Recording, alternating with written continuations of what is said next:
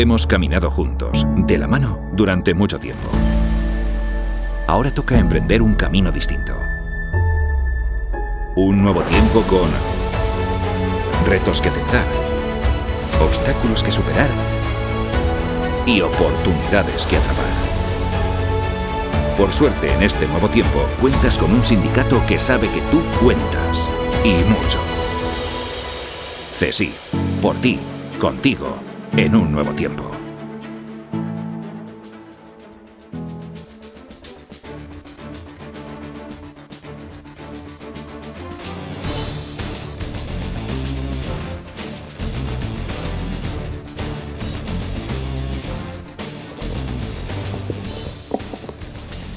Buenas tardes a todos y muchas gracias por la asistencia. Ante los hechos ocurridos en los últimos días en relación con la apertura de la aduana comercial en la frontera del Tarajal y tras haber tenido esta mañana una reunión con la delegada del Gobierno y otra reunión con el presidente de la Cámara de Comercio y la presidenta de la Confederación de Empresarios, a la que han asistido la consejera de Hacienda y el consejero de Turismo y Comercio, he creído conveniente celebrar esta comparecencia para poner de manifiesto cuál es la posición del Gobierno de la ciudad en relación con la situación en la que se encuentra la pretendida apertura de la aduana comercial en la frontera. Y quiero decirle al respecto que, tal como hemos venido reiterando desde hace tiempo, el Gobierno de la ciudad considera que la apertura de dicha aduana, si finalmente se consigue, constituirá un avance de significada relevancia en la normalización que todos deseamos de la frontera del Tarajal, de acuerdo con su condición de frontera exterior de la Unión Europea. En este caso, en lo que hace referencia al tránsito de mercancías. Y que, por tanto, siendo esto así, el Gobierno de la ciudad entiende que se debe de continuar en el empeño para conseguir la apertura de esta aduana comercial y que, además, esta apertura se debe de producir de acuerdo con unos cánones de funcionamiento, códigos de funcionamiento que permitan calificarse de convencionales, que sea una aduana comercial convencional, tanto en lo que se refiere a las expediciones comerciales como en lo que se refiere al régimen de viajeros. Sin otras limitaciones que las que puedan derivarse de la normativa que resulte de aplicación o de las capacidades logísticas que en cada momento se dispongan. Unas condiciones derivadas de la aplicación de la normativa y de las capacidades logísticas disponibles que tienen que ser transparentes, conocidas por todos y para cuya elaboración se debe de contar con los agentes operadores, con los operadores aduaneros y también con la representación empresarial de nuestra ciudad. Este es el posicionamiento del Gobierno. Creemos que debe de haber una aduana comercial y creemos que tiene que funcionar de manera convencional. Es un hecho relevante, insisto, para la normalización del funcionamiento de nuestra frontera, la de todos. Pero también el Gobierno de la ciudad considera y queremos transmitir que la solución económica de Ceuta no puede depender de la apertura de la aduana comercial. El Gobierno de la ciudad considera que el futuro económico de Ceuta tiene que estar basado en la idea de más España y más Europa. En más España y más Europa para que la estabilidad de nuestra economía no dependa de ningún tercero. Y que al respecto de esto, la experiencia, el asesoramiento recibido, los contactos que hemos mantenido, nos indican dos cosas que voy a recordar y que me parece que también son importantes. Una de ellas que no es ninguna utopía, que no es ninguna aspiración utópica, ninguna meta inalcanzable, aspirar a un modelo económico sólido, estable, con mayor capacidad para crear empleo, verde, azul e inteligente. Es posible. Y la segunda cosa que nos indica la experiencia que vivimos, los asesoramientos recibidos, los contactos, es que para lograrlo se requiere del apoyo y del impulso del Estado. Necesitamos del apoyo y del impulso del Gobierno de la Nación y, en algunos casos, también de las Cortes Generales. Y ese impulso hoy lo quiero concretar en algunas medidas que no pretenden ser exhaustivas, pero que nos parece que sí son muy importantes para conseguir ese objetivo que todos compartimos de un modelo económico basado en la idea de más España y de más Europa. Esas medidas las he agrupado en 5 apartados a efectos expositivos y digo que no son exhaustivas, es decir, que probablemente habrá alguna más que no esté, pero procuraremos ir completándola con lo que seguidamente también voy a comentar. El primer apartado es la suficiencia energética y, por tanto, hace referencia a la culminación del proyecto sobre conexión eléctrica de Ceuta con la península mediante el tendido del cable submarino. Las obras se han empezado, pero hay que culminarlas sin plazos, porque tiene una función fundamental para nuestro desarrollo económico. El segundo apartado tiene que ver con el régimen económico y fiscal especial. Y ahí consideramos algunas medidas verdaderamente determinantes. La primera, recuperar el régimen que teníamos de bonificaciones en las cuotas a la Seguridad Social, de tal manera que no estén sometidas a ninguna limitación temporal en cuanto a su vigencia y podamos tener el 75% de bonificación en dichas cuotas a la Seguridad Social, un porcentaje que es el que se hablaba antes de aprobar el Plan Integral para el Desarrollo Socioeconómico de Ceuta en octubre de 2022. La segunda tiene que ver con el impuesto sobre sociedades y hace referencia a la bonificación que en el mismo se contempla por la creación de puestos de trabajo en Ceuta. Ahora mismo está establecido en que la bonificación por cada puesto de trabajo sea de 50.000 euros hasta un límite de 400.000 euros, es decir, 8 puestos de trabajo. Lo que nosotros proponemos es que se modifique esta medida para que se amplíen los 50.000 euros y para que no haya tope máximo en cuanto al importe total de dicha bonificación. La tercera cuestión, dentro del régimen económico y fiscal especial, tiene que ver con la modificación legal del IPSI, la modificación de la ley que regula el IPSI al objeto de cumplir básicamente con 3 objetivos. El primero de ellos, mejorar la competitividad del comercio local.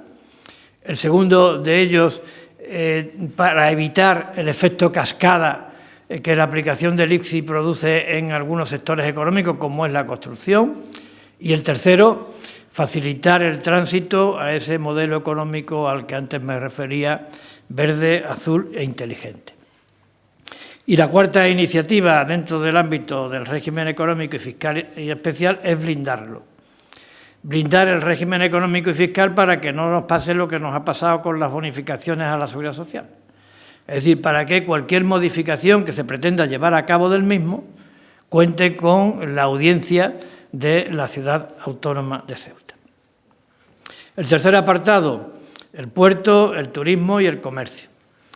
El puerto está manifestando unos claros síntomas de dinamismo y de apertura de nuevos horizontes, de captación de nuevos tráficos, de modernización y de avance. Creemos que eso se debe de consumar y se debe de culminar y hay que apoyar al puerto para que esto pueda conseguirlo. ¿Y cómo hay que apoyarlo? Cumpliendo con lo que establece al respecto el Plan Integral sobre el Desarrollo Socioeconómico al que antes me refería.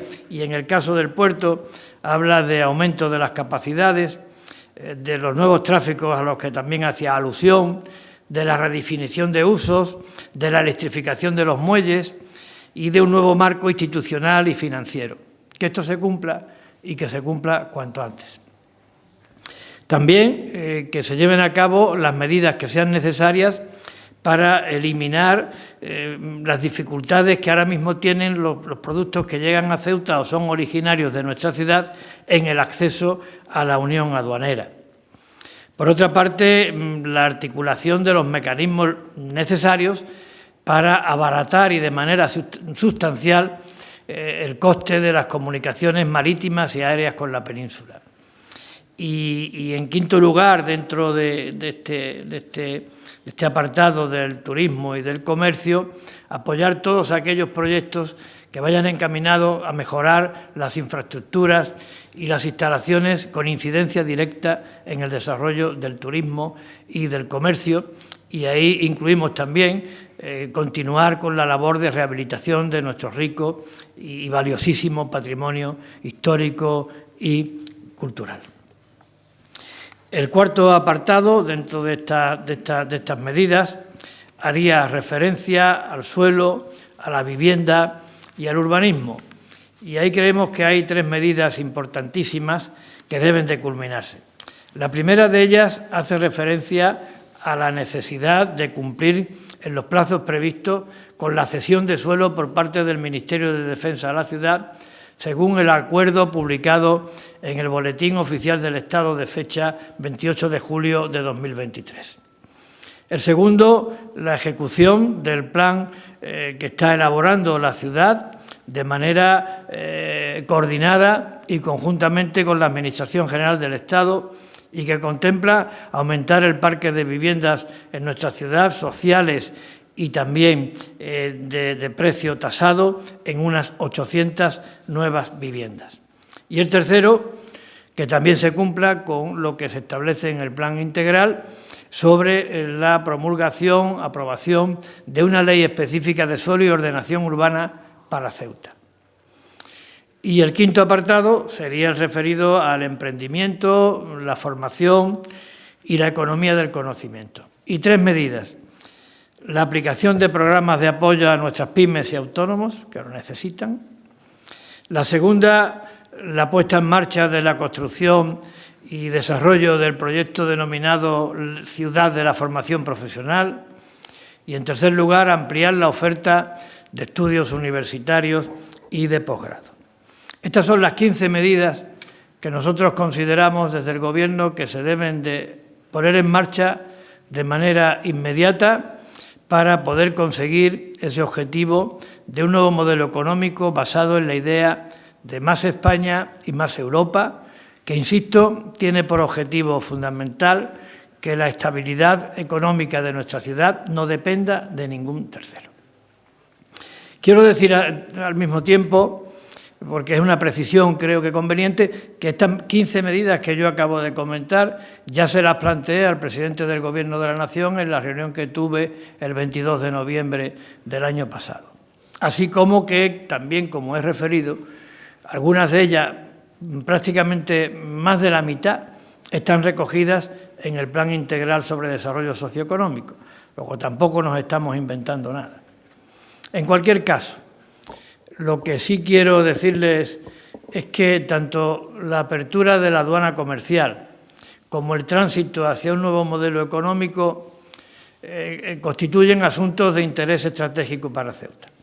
Y digo estratégico porque creo que ambos guardan una relación directa con la previsión contenida en la Estrategia de Seguridad Nacional que se aprobó en diciembre de 2021, en donde creo que de manera casi literal se dice que la situación peculiar de nuestra ciudad en cuanto a su ubicación geográfica y también la especificidad derivada de ser frontera exterior de la Unión Europea en el continente africano exige de un esfuerzo especial por parte de la Administración General del Estado para garantizar la seguridad y el bienestar de los ciudadanos de Ceuta. Por tanto, es un asunto estratégico. ¿Y esto qué significa? Pues que los asuntos estratégicos se tienen que abordar desde la responsabilidad, la lealtad institucional y el sentido de Estado. Y esto es lo que vamos a hacer en el Gobierno de la ciudad. Y también significa que hay que procurar, en relación con los asuntos de Estado, pues tener el mayor respaldo, el mayor consenso posible. y esto es lo que vamos a procurar desde el Gobierno de la ciudad. Por tanto, en los próximos días nos vamos a reunir con los distintos grupos de la Asamblea y vamos a convocar a la mesa de diálogo social para tener una posición común en relación con esta cuestión que consideramos determinante, decisiva para el presente y porvenir de nuestra ciudad en todos los aspectos. Y ahora estoy aquí para atender las preguntas que quieran hacerme al respecto.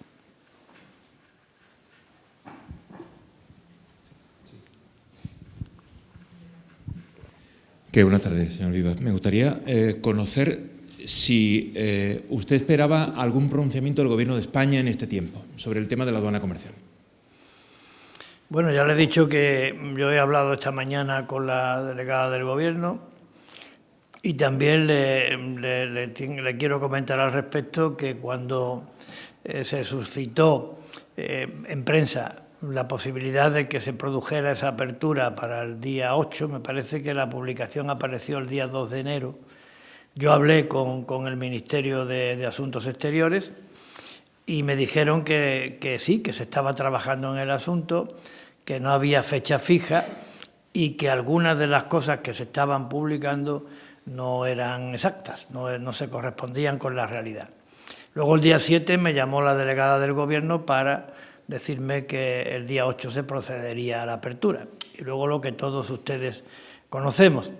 Yo creo que el pronunciamiento del Gobierno de la Nación no ha tenido modificación en relación o respecto de el que ya se produjo a la hora de aprobar el Plan Integral para el Desarrollo Socioeconómico, en donde figura como una de sus medidas la apertura de la aduana comercial en la frontera del Tarajal.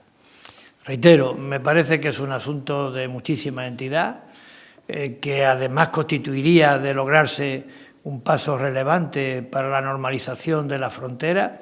Creo que ha sido un paso relevante en esa normalización en cuanto al tránsito de personas, la exigencia de visado a las personas que no residen en el espacio Schengen para acceder a Ceuta, y en el ámbito comercial sería un paso relevante el establecimiento de la aduana, tanto para las expediciones comerciales como en el régimen de viajeros, siempre de acuerdo con unos cánones de funcionamiento convencionales en relación con las aduanas comerciales que existen en el resto de España y de Europa. ¿Sería una mala noticia, como ha salido en algunos medios, que realmente la aduana o la apertura de la aduana fuera una contrapartida en relación a una petición de Marruecos y lo vinculan al espacio aéreo del Sáhara? Que estuviéramos dentro de un tablero de juego que, bueno, de alguna manera no tiene relación una cosa con otra. Bueno, mire, yo no quiero especular sobre ese tipo de cuestiones porque no tengo ningún tipo de información al respecto. Hablo en nombre del Gobierno de la ciudad y creo que hemos sido claros.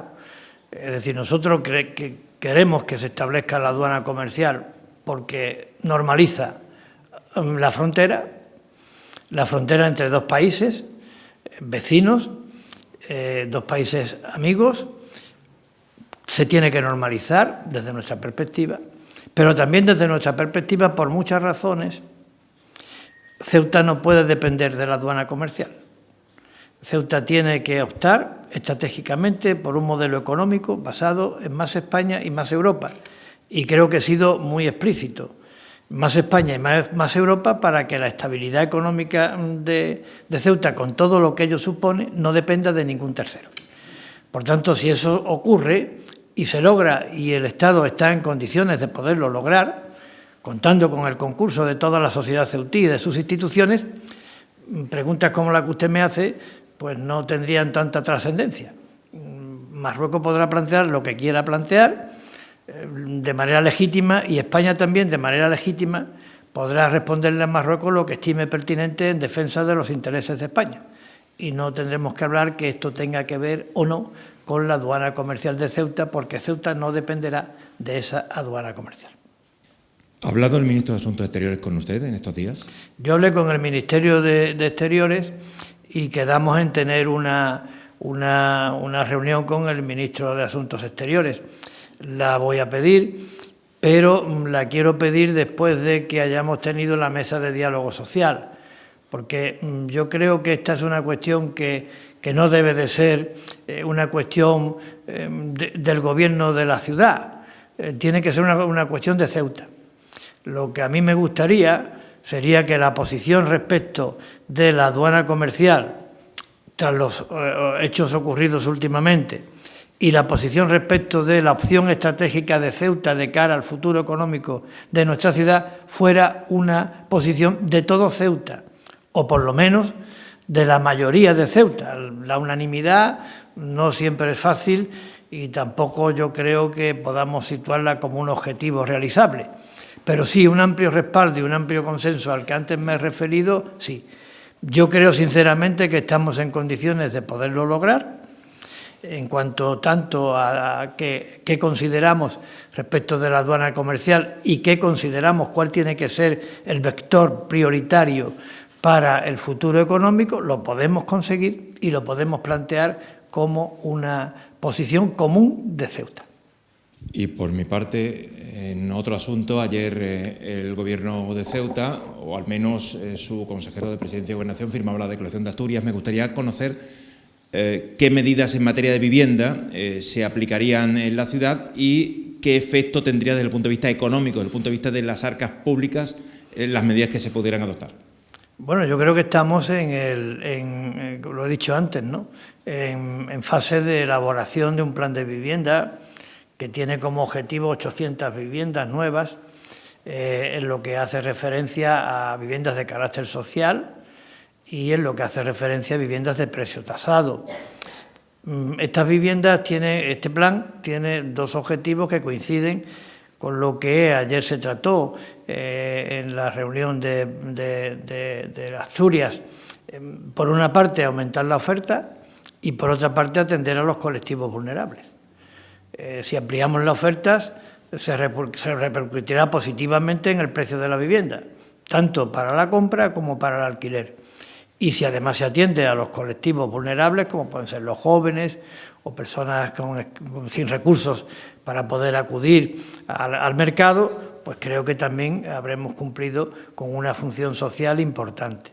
Yo lo que espero es que el plan que estamos elaborando cuente también con un amplio respaldo, tanto desde el punto de vista político en la Asamblea, que sea respaldado por la mayoría de los grupos de la Asamblea, como desde el punto de vista institucional, que sea también fruto del entendimiento, el acuerdo, la cooperación y la colaboración entre la Administración de la ciudad y entre la Administración General del Estado, porque estamos hablando de un asunto también de Estado que requiere, por tanto, de esa lealtad institucional y colaboración entre administraciones. Hoy, el consejero está en una reunión importante que ha convocado el Ministerio de la Vivienda y allí va a defender el plan de vivienda de la ciudad de Ceuta.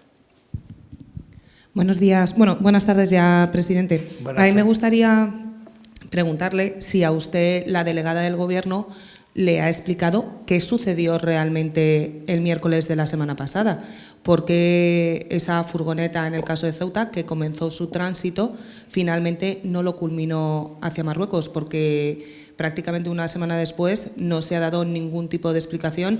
No sabemos si realmente aquello pretendía ser la apertura de la aduana comercial o simplemente era una prueba piloto más, y ni los medios de comunicación ni los ciudadanos de Ceuta tienen ningún tipo de información de qué sucedió ese día en la aduana y por qué no transitaron esos vehículos ni desde Ceuta ni desde Melilla. Sí, yo creo que no era una prueba, era la apertura, o se pretendía que fuera la apertura.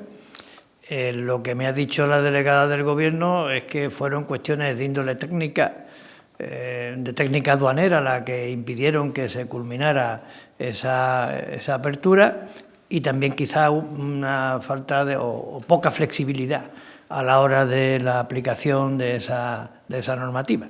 Esta es la información que a mí me ha facilitado la delegada esta mañana. Buenas tardes, presidente. Buenas tardes. Reiterando las cuestiones de la información, delegación de Gobierno se ha mostrado muy opaca. Usted nos dice que ha mantenido contactos con la delegada, pero esos contactos no transmiten información. Quiero decir, usted tampoco sabe cuál es el régimen que hay programado para la aduana, ni cuáles han sido los problemas técnicos. No, yo creo que la delegada del Gobierno es delegada del Gobierno y, por tanto, creo que la delegada del Gobierno, si no transmitió más, estoy convencido, ella no me lo ha dicho, pero es lo que yo deduzco, fue porque desde el Gobierno, en el ministerio correspondiente, le dirían que tratara el asunto con discreción. No me cabe la menor duda.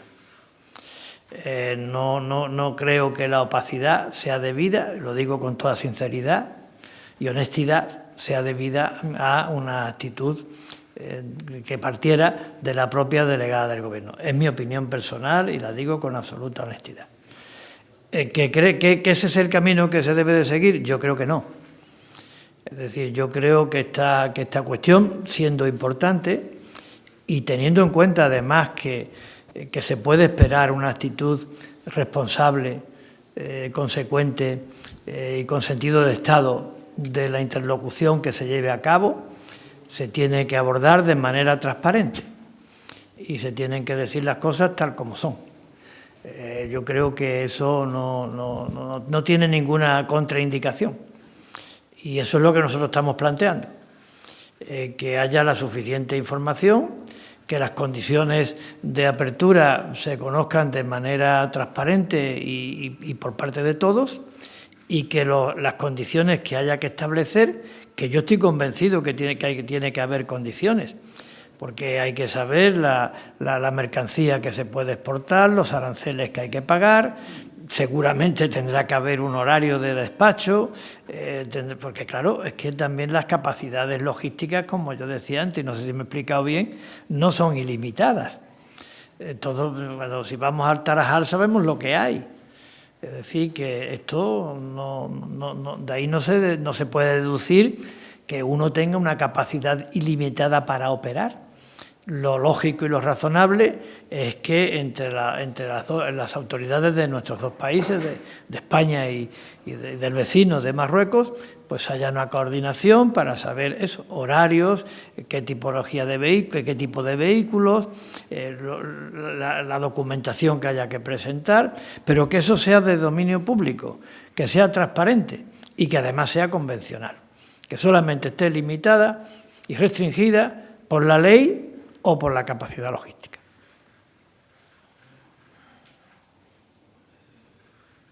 Bueno, muchas gracias a todos.